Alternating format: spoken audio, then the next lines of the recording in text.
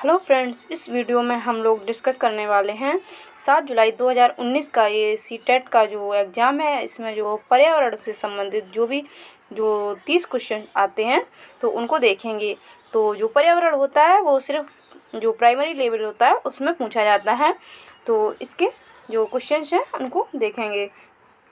तो देखते हैं, सबसे पहला क्वेश्चन है, एक शिक्षक खाना किस प्रकार से खराब होता है पर प्रयोग करता है। जो एक शिक्षक है वो प्रयोग कर रहा है कि खाना किस प्रकार से खराब होता है।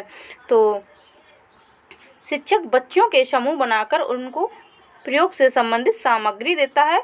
शिक्षक बच्चों के समूह क्यों बनाता है, तो इसको बताना है कि शिक्षक बच्चों का जो समूह है वो क्यों बनाता है।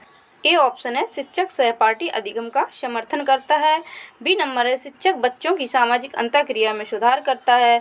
सी है, समूह अधिगम बिना भार के पर्यावरण अध्ययन के अधिगम का प्रभावशाली तरीका है। डी नंबर है, कक्षा में अनुशासन को बनाए रखने के लिए समूह में अधिगम एक महत्वपूर्ण युक्ति है।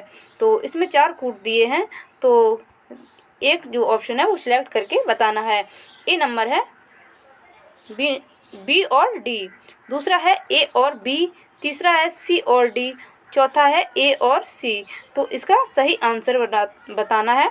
तो इसका जो सही आंसर है वो इसका है ए और बी। ये शिक्षक सहपाठी अधिगम का समर्थन करता है और शिक्षक समूह बच्चों की सामाजिक अंतःक्रिया में सुधार करता है। तो ये जो उसके ऑप्शन है वो सही हैं। देखते हैं नेक्स्ट क्वेश्चन है, निम्नलिखित में से पर्यावरण अध्ययन में आकलन के लिए कौन सा संकेतक नहीं होना चाहिए।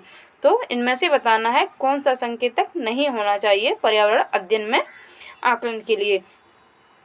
1 है प्रश्न पूछना, दूसरा है न्याय और समानता के लिए सरोकार, तीसरा है सहभागिता, चौथा है याद करना। तो इसका जो सही आंसर होगा वो है चौथा, इसका सही है याद करना। तो ये जो है ये पर्यावरण अध्ययन में आकलन के लिए सही तरीका नहीं है। नेक्स्ट है, पर्यावरण अध्ययन में शिक्षक के द्वारा बच्चों को स्वयं के आकलन के लिए अवसर देना चाहिए। स्व आकलन है ... तो इसको बताना है कि जो स्व आकलन है वो क्या होता है। ए नंबर है, सीखने के लिए आकलन, दूसरा है CCE, तीसरा है सीखने के समान आकलन, चौथा है सीखने का आकलन। तो इसका जो सही आंसर होगा वो है तीसरा, सीखने के समान आकलन। तो इसका ये सही आंसर होगा। स्व आकलन जो है वो सीखने के समान आकलन है। आगे देखते हैं, रेटिंग स्केल में कौन सी तकनीक का उपयोग होता है। तो देखते हैं इसके ऑप्शंस। पहला है अधिविन्यास, दूसरा है लिखित प्रश्न, तीसरा है अवलोकन, चौथा है जांच सूची। तो इसका जो सही आंसर होगा वो होगा तीसरा। जो रेटिंग स्केल है वो अवलोकन तकनीकी का इसमें उपयोग किया जाता है। यह मूल्यांकन के क्षेत्र में आने वाले प्रमुख उपकरणों में से सर्वाधिक प्रचलित है। जो रेटिंग स्केल है ये मूल्यांकन के जो क्षेत्र हैं उनमें आने वाले उपकरणों में सर्वाधिक ये प्रचलित उपकरण है। नेक्स्ट देखते हैं आगे। नेक्स्ट क्वेश्चन है, निम्नलिखित में से कौन सा पर्यावरण अध्ययन का उद्देश्य नहीं है। तो 4 ऑप्शंस दिए हैं। बच्चों को पाठ्य पुस्तक की परिभाषाएं प्रदान करने के लिए प्रोत्साहित करना, दूसरा है बच्चों की जिज्ञासा और सृजनात्मकता का पोषण करना, तीसरा है परिवेशीय मुद्दों पर जागरूकता का विकास करना, चौथा है बच्चों को स्वयं अपने हाथ से कार्य करने और खोजने के क्रियाकलापों से जोड़ना। तो इसमें जो पूछा गया है पर्यावरण अध्ययन का उद्देश्य नहीं है, तो ये बात पूछी गई है। तो इसका जो है वो फर्स्ट जो है ऑप्शन सही होगा। बच्चों को पाठ्य पुस्तक की परिभाषाएं प्रदान करने के लिए प्रोत्साहित करना। तो सिर्फ जो पर्यावरण अध्ययन का उद्देश्य यही नहीं होता है कि सिर्फ पाठ्य पुस्तक की परिभाषाएं प्रदान की जाएं, बल्कि उनमें जिज्ञासा, सृजनात्मकता, जागरूकता और वो उनमें एक क्रिएटिविटी उत्पन्न हो। वो कुछ खोजने का क्रियाकलापों को मतलब हाथ से कार्य करने के जो खोजने के क्रियाकलाप होते हैं जो अपने आप से करें, क्रिएटिविटी उनमें पैदा हो। तो इस प्रकार से ये उनके पर्यावरण के उद्देश्य, पर्यावरण अध्ययन का यही उद्देश्य है। तो सिर्फ यही इसमें दिया गया है ए नंबर में कि परिभाषाएं प्रदान करना, तो ये उसका उद्देश्य नहीं होता, इसलिए ये आंसर होगा, इसमें नहीं पूछा गया है इसलिए। नेक्स्ट देखते हैं, नेक्स्ट आगे, पर्यावरण अध्ययन में चित्र पढ़ना एक महत्वपूर्ण क्रियाकलाप है। निम्नलिखित में से कौन सा संकेतक अथवा संकेतकों का बच्चों में आकलन चित्र पढ़ने के द्वारा हो सकता है? तो 4 ऑप्शंस दिए हैं। ए है अवलोकन और अभिलेखन, दूसरा है अभिव्यक्ति, सी नंबर है विश्लेषण और प्रयोग करना। तो इसका जो सही आंसर होगा वो है इसका 3 नंबर। इसमें ये कूट दिए हैं ए और बी, केवल डी, ए बी सी और ए और सी। तो इसका ए बी और सी, अवलोकन और अभिलेखन, अभिव्यक्ति, विश्लेषण, तो ये इसका सही आंसर होगा। नेक्स्ट देखते हैं आगे, नेक्स्ट है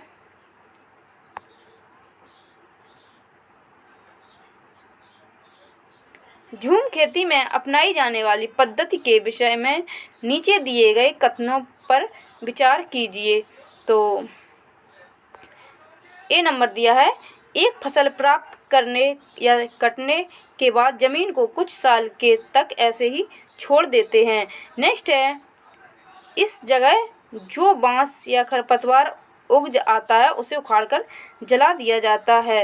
नेक्स्ट देखते हैं आगे, नेक्स्ट है, खरपतवार जंगल यदि आदि को जलाने पर प्राप्त राख को खाद की तरह प्रयोग में लाते हैं। नेक्स्ट है चौथा, जब इस जमीन में खेती की जाती है तो बीज छिड़कने से पहले इसे गहरा जोता जाता है। तो इसके जो कूट दिए गए हैं, 4 कूट दिए हैं, ए और डी, केवल ए, केवल डी, चौथा है ए बी और सी। तो इसका जो सही आंसर है वो है 2 नंबर, केवल ए इसका ये सही आंसर है। तो झूम खेती एक आदिम प्रकार की कृषि है जिसमें पहले वृक्षों तथा वनस्पतियों को काटकर उन्हें जला दिया जाता है। कुछ वर्षों तक, जैसे 1-2 वर्ष, जब तक मिट्टी में उर्वरता विद्यमान रहती है इस भूमि पर खेती की जाती है, उसके पश्चात भूमि को कुछ वर्षों तक छोड़ दिया जाता है जिस पर पुनः पेड़ उगाते हैं। तो इस प्रकार से जो झूम खेती है वो की जाती है। आगे देखते हैं, नेक्स्ट है, किसी पर्वतीय क्षेत्र में प्रेक्षण करने पर यह पाया गया कि लोगों ने अपने घर पत्थर, मिट्टी, लकड़ी और चूने से बनाए हैं। यह एक 2 मंजिले हैं। यह घर जो है वो 2 मंजिले हैं। नीचे की मंजिल पर जानवरों को रखते हैं तथा ज़रूरत का सामान भी इकट्ठा करके रखते हैं। वह स्वयं पहली मंजिल पर रहते हैं। सभी घरों की छतें समतल हैं तथा इन्हें पेड़ों के मोटे तनों से बनाया गया है। यह पर्वतीय क्षेत्र नीचे दिए गए किस प्रदेश का भाग है? तो 4 ऑप्शंस दिए हैं। 1 है जम्मू कश्मीर, दूसरा है अरुणाचल प्रदेश, तीसरा है मेघालय और चौथा है हिमाचल प्रदेश। तो ये जो क्षेत्र हैं तो ये जम्मू कश्मीर में ऐसे क्षेत्र होते हैं जहाँ पर जो जम्मू कश्मीर के जो लेह में बने घर हैं वो मिट्टी, लकड़ी और तथा चूने से बनाए जाते हैं, जो 2 मंजिले होते हैं जिनमें नीचे मंजिल पर जानवरों को तथा आवश्यकता वाली चीज़ें को रखा जाता है तथा पहली मंजिल पर घर के सदस्य स्वयं रहते हैं। यहाँ पर बने सभी घरों की छतें समतल होती हैं और इन्हें पेड़ों के मोटे जो तने होते हैं उनसे बनाया जाता है। तो ये जम्मू कश्मीर में है। तो आगे देखते हैं, नेक्स्ट है, आदिवासी हजारों साल पहले कांसा की चीज़ें बनाते आए। जो आदिवासी हैं वो हजारों साल पहले से जो है कांसा की चीज़ें बनाते आए। आज भी हमारे घरों में कांसा का उपयोग होता है। कांसा के विषय में निम्नलिखित में से सही कथन चुनिए। तो कांसे के बारे में सही कथन बताना है। तो इसमें 4 ऑप्शन दिए हैं। 1 नंबर है, यह तांबे यानी कि कॉपर और टिन का मिश्रण है। नेक्स्ट है, यह एल्यूमिनियम और तांबे की भांति एक तत्व है। नेक्स्ट है, पीतल और तांबे यानी कि कॉपर का मिश्रण है। नेक्स्ट है, यह तांबे, कॉपर, जस्ता यानी कि जिंक तथा एल्यूमिनियम का मिश्रण है। तो इसका जो है वो 1 ऑप्शन जो है वो सही होगा। यह तांबे, कॉपर और टिन का मिश्रण है। तो नेक्स्ट देखते हैं आगे। नेक्स्ट क्वेश्चन इसका देखते हैं। नारियल डली हुई किसी करी के साथ उबाला हुआ टेपियोका निम्नलिखित में से किस क्षेत्र का प्रिय भोजन है। तो इस प्रकार के जो क्वेश्चन होते हैं वो सीटेट के जो पर्यावरण में अक्सर पूछे जाते हैं। तो इस 4 ऑप्शंस दिए हैं।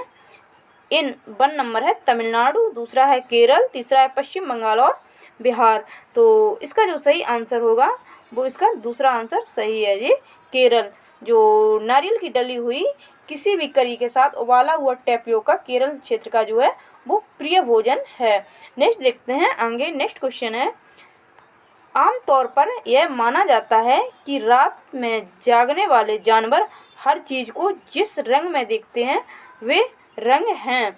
जैसे कि जो रात में जो जानवर देखते हैं वो हर चीज़ को एक ही रंग में देखते हैं, इसलिए जिसमें वो रंग कौन से होते हैं तो ये बताना है। तो पहला ऑप्शन है काला और सफ़ेद, दूसरा है बैंगनी और नीला, तीसरा है हरा और पीला और चौथा है नारंगी और लाल। तो इसका जो सही आंसर है ये है इसका 1 नंबर, काला और सफ़ेद। जो रात में जागने वाले जानवर हर वस्तु को काले और सफ़ेद रंग में देखते हैं, जबकि दिन में जागने वाले जानवर में सभी रंगों को देखने की क्षमता होती है। जो जानवर सिर्फ रात में जागते हैं तो उनको जो हर वस्तु होती है वो काले और सफ़ेद कलर की दिखाई देती है, जबकि जो दिन में जानवर जागते हैं उनको जो रंगों का उनको ज्ञान होता है, यानी कि उनको रंगों की देखने की उनके अंदर जो होती है वो क्षमता होती है, ये भी कह सकते हैं। नेक्स्ट आगे देखते हैं। नेक्स्ट है केंचुओं को किसानों का मित्र माना जाता है, इसके लिए निम्नलिखित में से सही कारणों को चुनिए। तो इसका जो कारण बताना है कि जो केंचुए होते हैं वो किसान का मित्र क्यों होते हैं ये बताना है। तो इसके जो 4 ऑप्शंस दिए हैं। नंबर पहला है केंचुए मृत पत्तियों और पौधों को खाते हैं तथा इनके मल से जमीन को उपजाऊ बनाते हैं। जो केंचुए होते हैं वो जमीन को उपजाऊ बनाते हैं। नेक्स्ट है केंचुए खरपतवार खाते हैं जिससे मुख्य फसल की रक्षा होती है। नेक्स्ट आगे देखते हैं। नेक्स्ट ऑप्शन है इसका जो केंचुए जमीन में छेद बनाते हैं जिससे जमीन पोली हो जाती है। नेक्स्ट है केंचुए द्वारा बनाए गए छेदों से जमीन को आसानी से हवा और पानी मिल जाता है। अब देखते हैं इसके कूट। तो 4 कूट दिए हैं। पहला है ए और सी सही है, दूसरा है ए बी और सी, तीसरा है बी सी और डी, चौथा है ए सी और डी। तो इसका जो सही आंसर होगा वो है इसका चौथा नंबर इसका सही है। ये इसका 4 नंबर ए सी और डी इसका सही होगा। यानी कि जो केंचुए हैं वो मृत पत्तियों और पौधों को खाते हैं तथा इनके मल से ज़मीन जो होती है वो उपजाऊ होती है। साथ ही केंचुए द्वारा ज़मीन में छेद किया जाता है जिससे मिट्टी जो होती है वो भुरभुरी यानी कि पोली हो जाती है और केंचुए द्वारा बनाए गए छेदों से ज़मीन से आसानी से हवा और पानी का जो आवागमन होता है वो होता है। तो ये इसका जो है वो सही आंसर होगा। नेक्स्ट आगे देखते हैं। हमारे देश में मानचित्र में झारखंड कहाँ स्थित है। तो ये बताना है कि जो हमारे देश का जो मानचित्र है उसमें जो झारखंड है वो कहाँ स्थित है। पहला ऑप्शन है छत्तीसगढ़ के दक्षिण पूर्व में, जो छत्तीसगढ़ के दक्षिण पूर्व में, दूसरा है उत्तर प्रदेश के पश्चिम में, तीसरा है पश्चिम बंगाल के पूर्व में और चौथा है उड़ीसा के उत्तर में। तो जो झारखंड है वो मानचित्र में कहाँ पर है ये बताना है। तो इसका जो सही आंसर है वो है उड़ीसा के उत्तर में। तो ये इसका सही आंसर है। नेक्स्ट आगे देखते हैं। नेक्स्ट है निम्नलिखित में से पेट्रोलियम से क्या प्राप्त नहीं होता। तो ये बताना है। तो 4 ऑप्शंस दिए हैं। ए नंबर है कोयला, दूसरा है डीजल, तीसरा है मोम और चौथा है ग्रीस। तो इसका जो सही आंसर होगा वो होगा इसका 1 नंबर इसका सही होगा। ये कोयला, जो पेट्रोलियम है, पेट्रोलियम से कोयला नहीं प्राप्त होता है। बाकी जो है तीनों चीज़ जो है, डीजल है, मोम है, ग्रीस है, ये जो है प्रभाजी आसमान द्वारा ये प्राप्त किए जाते हैं। तो आगे देखते हैं, नेक्स्ट क्वेश्चन है, निम्नलिखित में से त्योहारों के किस उस समूह को चुनिए जिन्हें पूर्णिमा को मनाया जाता है। तो ये बताना है कि कौन सा त्यौहार का जो समूह है वो ऐसा है जो पूर्णिमा के दिन मनाया जाता है। तो 4 ऑप्शंस में से देखते हैं कौन सा जो त्यौहार है वो पूर्णिमा को मनाए जाते हैं। नंबर 1 है दीपावली, महाशिवरात्रि, गुरु नानक जयंती। तो जो दीपावली होती है वो अमावस्या को होती है, इसलिए ये वाला ऑप्शन जो है वो गलत हो जाएगा। नेक्स्ट है दीपावली, गुरु नानक जयंती, रक्षाबंधन। तो इसमें जो दीपावली है ये भी सबको पता होगा कि ये अमावस्या को मनाई जाती है, जबकि हमको बताना है पूर्णिमा को, तो ये भी ऑप्शन जो है वो गलत हो जाएगा। नेक्स्ट है होली, महाशिवरात्रि और बुद्ध जयंती। तो ये भी जो ऑप्शन है ये भी गलत हो जाएगा। तो आगे देखते हैं, नेक्स्ट है, क्योंकि ये जो महाशिवरात्रि है ये पूर्णिमा को नहीं होती है। आगे देखते हैं, चौथा ऑप्शन है होली, रक्षाबंधन, गुरु नानक जयंती। तो इसका ये आंसर जो है वो करेक्ट होगा। जो होली, रक्षाबंधन और गुरु नानक जयंती है ये जो है त्यौहार जो है वो पूर्णिमा के दिन मनाए जाते हैं, तो इसका सही आंसर होगा। नेक्स्ट देखते हैं, नेक्स्ट है निम्नलिखित राज्यों के समूहों में से किस एक समूह के समुद्र तट अरब सागर पर स्थित हैं। तो बताना है कि कौन से राज्यों का जो समूह है वो अरब सागर के तट पर स्थित हैं। तो 4 ऑप्शंस दिए हैं, इनको देखते हैं। पहला है तमिलनाडु, आंध्र प्रदेश, कर्नाटक। दूसरा है कर्नाटक, केरल, गुजरात। तीसरा है आंध्र प्रदेश, तेलंगाना, ओडिशा। और चौथा है केरल, कर्नाटक और पश्चिम बंगाल। तो इसका जो सही आंसर होगा वो इसका दूसरा वाला आंसर जो है ये इसका सही है। ये जो है कर्नाटक, केरल और गुजरात जो है ये अरब सागर के तट पर हैं। तो नेक्स्ट देखते हैं आगे। नेक्स्ट क्वेश्चन है, आप एक्स पर स्थित हैं और आपका विद्यालय वाई पर स्थित है। आपके घर से आपके विद्यालय तक जाने के लिए कोई सीधी सड़क नहीं है, अतः आप पहले ए पर जाते हैं जो एक्स के ठीक उत्तर में 30 मीटर पर है। फिर आप बी पर जाते हैं जो ए के ठीक पश्चिम में 40 मीटर दूरी पर है। फिर आप सी पर जाते हैं जो बी के ठीक उत्तर में 30 मीटर दूरी पर है और अंत में आप वाई पर अपने विद्यालय पहुंचते हैं। तो आगे देखते हैं, जो सी के ठीक पश्चिम में 40 मीटर की दूरी पर है। विद्यालय के सापेक्ष आपके घर की स्थिति क्या है। तो इसका जो सही आंसर होगा वो होगा 1 नंबर इसका सही होगा। ये दक्षिण पूर्व जो है इसका सही आंसर होगा। तो इसे जब आप हल करेंगे तो इसका यही आंसर आएगा, दक्षिण पूर्व। तो आगे देखते हैं, नेक्स्ट क्वेश्चन है, कोई लड़का मड़गांव से 30 जून 2019 को किसी रेलगाड़ी में सवार हुआ। यह रेलगाड़ी 9:45 बजे मड़गांव से चली तथा अगले दिन 7:15 बजे नगर कोइल पहुंची। यदि इसी समय अंतराल में रेलगाड़ी द्वारा तय की गई दूरी 1140 किलोमीटर है तो रेलगाड़ी की औसत चाल क्या होगी। तो ये बताना है। तो यहाँ पर ये दिया है, जो दिया है मड़गांव से नगर कोइल की जो दूरी है ये दी गई है 1140 किलोमीटर ये दी गई है, तथा इस दूरी को तय करने में जो समय लगा है वो 9:45 बजे से अगले दिन 7:15 बजे तक, ये 7 हैं, 7:15 बजे तक। तो यहाँ पर क्या है, ये 24 माइनस 0.9 45 और ये है प्लस 7.15, क्योंकि ये 7:15 तक। तो ये जब आप इसको सॉल्व करेंगे तो ये 21.5 घंटे इसका आंसर आएगा। यहाँ पर 21.5 घंटे आएंगे, ये 21.5 घंटे। तो अब बताना है रेलगाड़ी की जो औसत चाल है। तो औसत चाल जो है वो होती है दूरी, चाल बराबर होता है दूरी बटे समय। जो चाल बराबर होता है वो होता है दूरी बटे समय। तो जो दूरी है वो है 1140 और समय जो है 21.5 घंटा है समय। तो 21.5 घंटा को आप 43/2 भी लिख सकते हैं।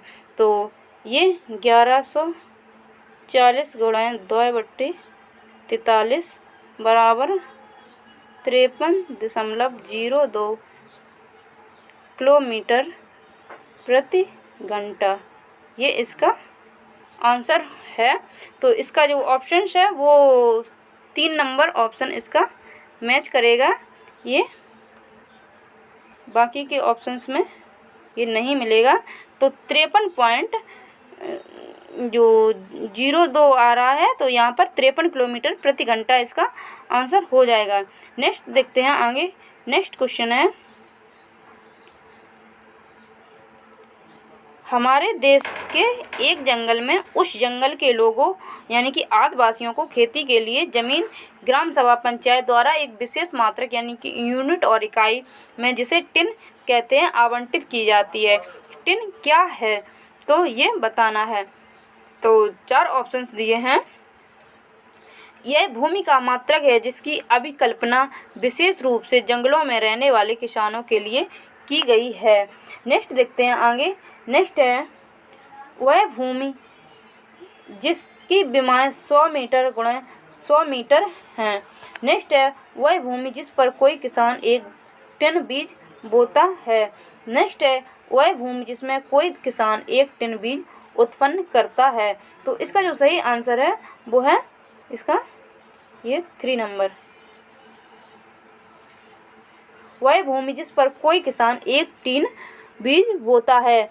तो टिन भारतीय राज्य मिजोरम में प्रचलित भूमि मापन की जो स्थायी मानक इकाई है, जो कि एकड़ के समकक्ष होती है। ऐसी भूमि पर किसान 1 टन बीज बोता है।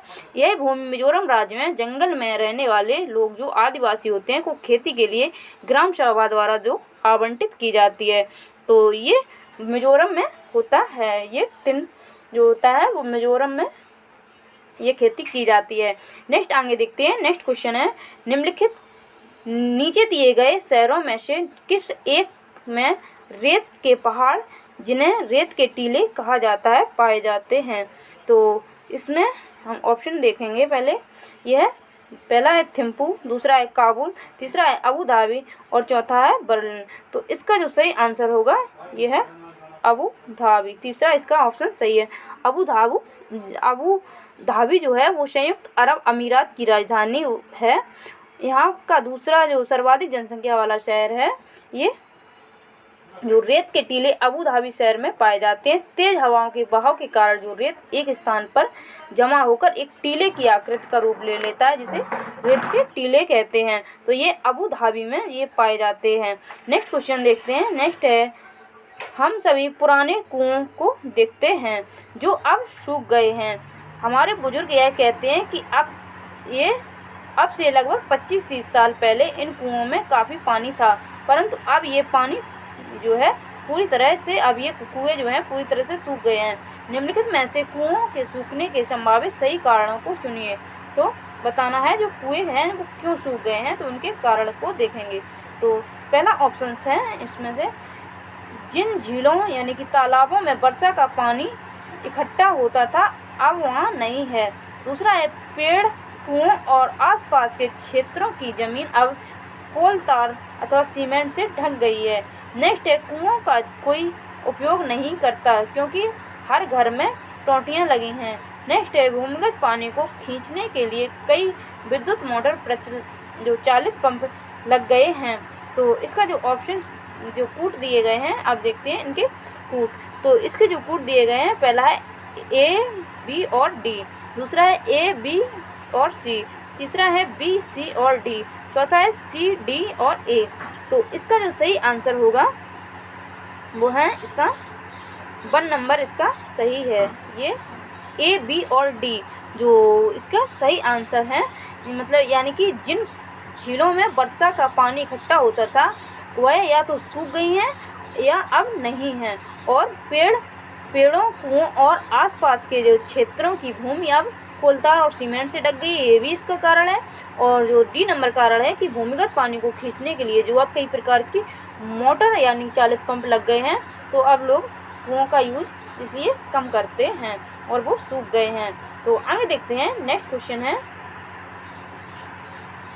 पर्यावरण अध्ययन में संकल्पनाओं और मुद्दों को विज्ञान और सामाजिक विज्ञान विषय के रूप में नहीं रखा गया है। जो पर्यावरण अध्ययन में संकल्पनाओं और मुद्दों को विज्ञान और सामाजिक विज्ञान विषय के रूप में नहीं रखा गया है, क्यों? तो इस बात को बताना है कि क्यों नहीं रखा गया है। तो देखते हैं इसके ऑप्शंस, 4 ऑप्शंस दिए हैं। यह पाठ्यक्रम के भार को कम करने के लिए है। दूसरा है सीबीएसई के द्वारा पर्यावरण अध्ययन के पाठ्यक्रम को इसी प्रकार से निर्धारित किया गया है। चौथा है इस आयु वर्ग के बच्चे अपने परिवेश को समग्र रूप से देखते हैं। नेक्स्ट है यह शिक्षण अधिगम की एक अच्छी युक्ति है।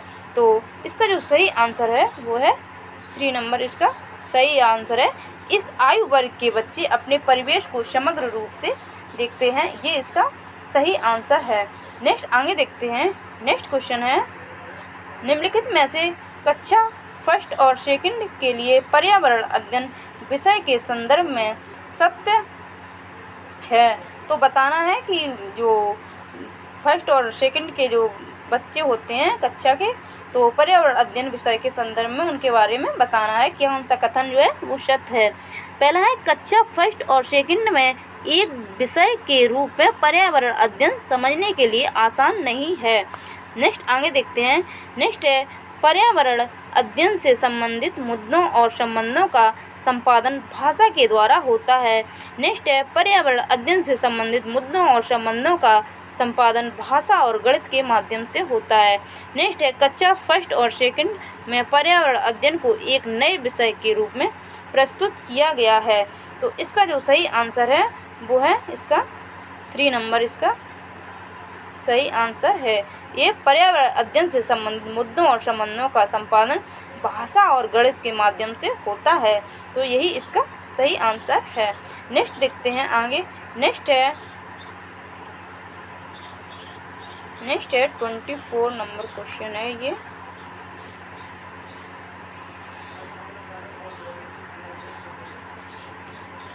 पर्यावरण अध्ययन के पाठ्यक्रम में उप विषयों के स्थान पर थीम को प्रस्तावित किया गया है, क्यों? तो ये बताना है कि जो पर्यावरण अध्ययन के पाठ्यक्रम में उप विषयों के स्थान पर थीम को क्यों प्रस्तावित किया गया है। इसके लिए 4 ऑप्शन दिए हैं। नंबर 1 है उप विषयों की तुलना में थीम आधारित पर्यावरण अध्ययन को संपादन आसान है। जो उप विषयों की तुलना में थीम आधारित पर्यावरण अध्ययन का जो संपादन है वो आसान है। दूसरा है पर्यावरण अध्ययन में पाठों को कम करने के लिए। तीसरा है बच्चों के परिवेशीय बोध में वृद्धि करने के लिए। चौथा है बच्चों के स्थानीय परिवेश के मुद्दों से जुड़े हुए और अंतर संबंधित समझ के विकास के लिए। तो इसका जो सही आंसर है वो है इसका 4 नंबर जो पॉइंट है इसका ये सही आंसर है। ये जो है बच्चों के स्थानीय परिवेश के मुद्दों से जुड़े हुए और अंतः संबंधित समझ के विकास के लिए जो है ये इसका सही आंसर है। तो नेक्स्ट देखते हैं आगे, नेक्स्ट क्वेश्चन है निम्नलिखित में से कौन सा वर्तमान पर्यावरण अध्ययन पाठ्यक्रम के 6 मुख्य थीमों में से एक नहीं है। तो ये बताना है कि जो पर्यावरण अध्ययन पाठ्यक्रम में जो थीमें रखी गई हैं उन 6 मुख्य थीमों में से एक नहीं है। पहला है काम और खेल, दूसरा है भोजन, तीसरा है आवास और चौथा है हम चीज़ें कैसे बनाते हैं। तो इसका सही आंसर है ये 1 नंबर काम और खेल, ये इसका सही आंसर है। ये मुख्य थीमों में से एक नहीं है। नेक्स्ट देखते हैं आगे, नेक्स्ट क्वेश्चन है निम्नलिखित में से कौन सा एक पर्यावरण अध्ययन के संबंध में सत्य नहीं है। तो देखते हैं कि पर्यावरण अध्ययन के संबंध में कौन सत्य नहीं है। तो पर्यावरण अध्ययन वर्णनों और परिभाषाओं पर बल देता है। तो ये बात तो बिल्कुल गलत है कि पर्यावरण अध्ययन जो है वो वर्णन में यानी कि बहुत सारे उसमें वर्णन किए जाएं और परिभाषाओं पर बल देता है। तो ये बात तो यहाँ पर ये गलत हो गई, ये ऑप्शन ही आपका गलत है। नेक्स्ट है पर्यावरण अध्ययन की प्रकृति एकीकृत है। तो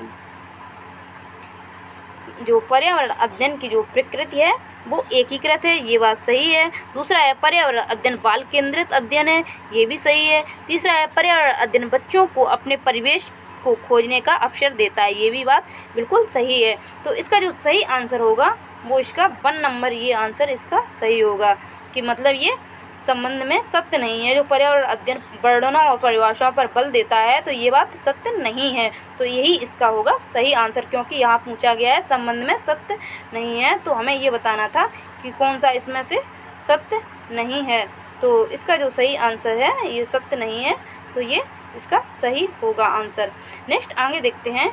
नेक्स्ट है निम्नलिखित में से क्या एक पर्यावरण अध्ययन में ज्ञान की रचना में बहुत ही महत्वपूर्ण है। तो बताना है कि कौन सा एक ऐसा है जो पर्यावरण के अध्ययन में ज्ञान की रचना में बहुत ही महत्वपूर्ण है।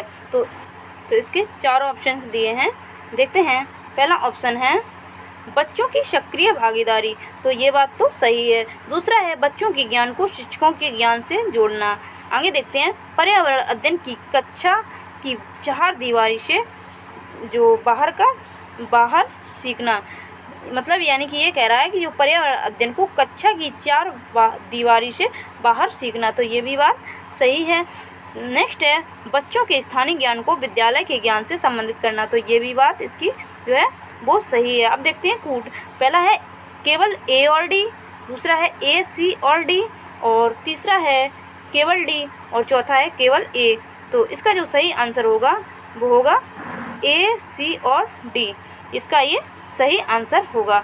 नेक्स्ट देखते हैं आगे। नेक्स्ट है पर्यावरण अध्ययन में बच्चों को जोड़ने की सबसे प्रभावशाली युक्ति है।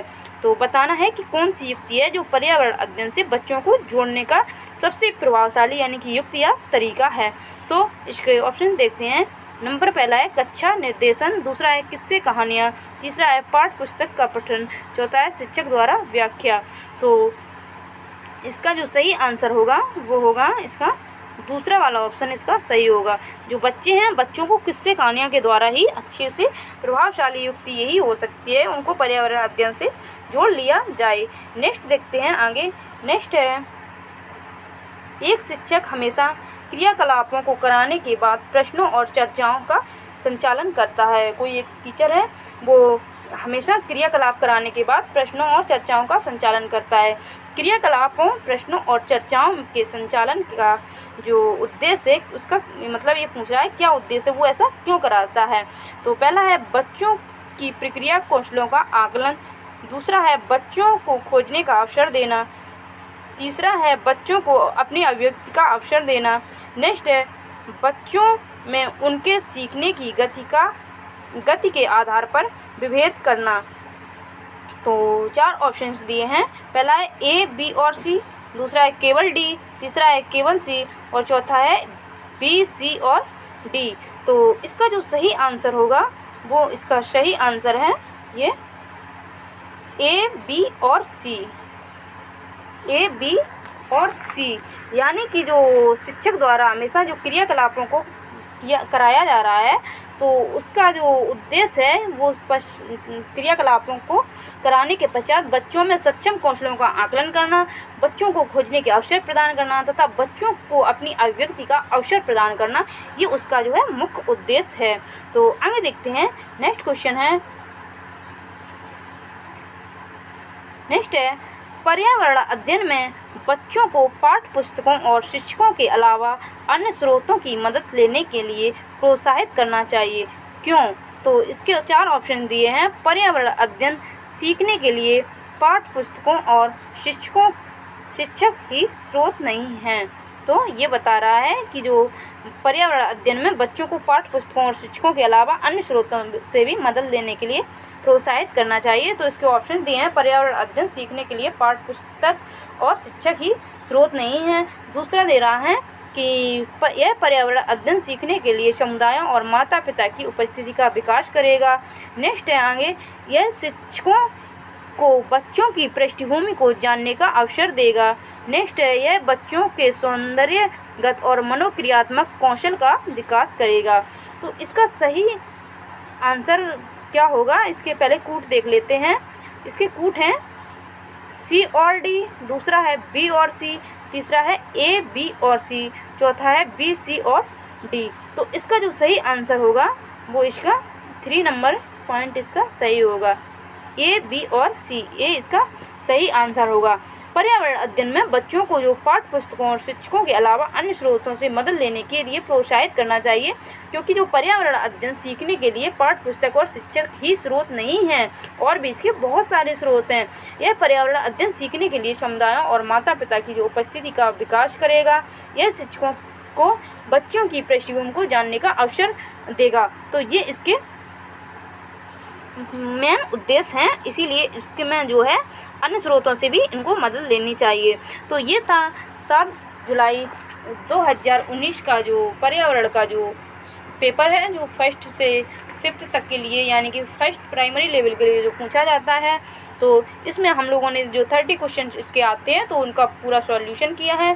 तो ये था आज का वीडियो अच्छा लगे तो लाइक अवश्य करें और अपने सभी दोस्तों तक शेयर करें। वीडियो को पूरा देखने के लिए बहुत बहुत धन्यवाद। मिलते हैं नेक्स्ट वीडियो में।